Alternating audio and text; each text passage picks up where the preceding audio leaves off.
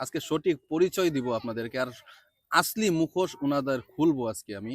আর মুখোশ খোলার আগে বলবো এই ভিডিওটা অন্তত 1 লাখ রিয়েক্ট দিবেন, আর এই দিদির পাশ থেকে কিন্তু দিদির মুখোশটা আমি আজকে খুলে ফেলে দিব, আর সম্পূর্ণ কথা আজকে তুলে ধরবো আপনাদের সম্মুখে। আপনি ইনস্টাগ্রামে ভাইরাল কেমনে হয়েছেন?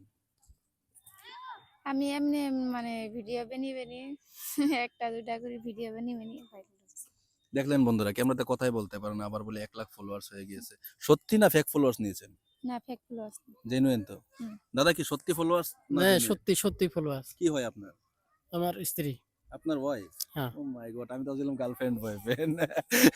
দেখে কিন্তু মনে হয় না যে ওনারা হাজবেন্ড ওয়াইফ। আচ্ছা যেই না হোক, অল্প মজা করলাম।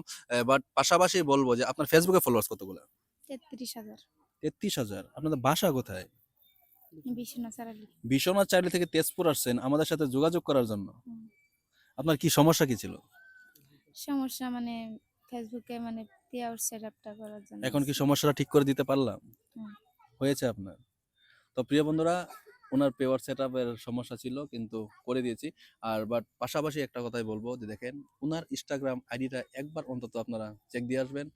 ডিসপ্লেতে শো করে দিয়েছি আমি, দেখতে পাচ্ছেন আপনারা ওনার আইডি এটা।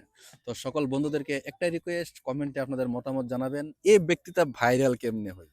সম্পূর্ণ রিল দেখে তারপরে কিন্তু আপনারা কমেন্ট করবেন, তার আগে কমেন্ট করবেন না। আমার ভিডিওটা স্কিপ করবেন না, কিন্তু মিনিমাইজ করবেন। মিনিমাইজ করে ইনস্টাগ্রামে ঢুকবেন, ঢুকে কিন্তু ওনার ভিডিওগুলো সম্পূর্ণ দেখবেন, দেখার পরে বলবেন কেমন ভাবে সম্ভব। অসাধারণ কথা না একটা? তো ভিডিওটা একটা শেয়ার করে দিন। ধন্যবাদ।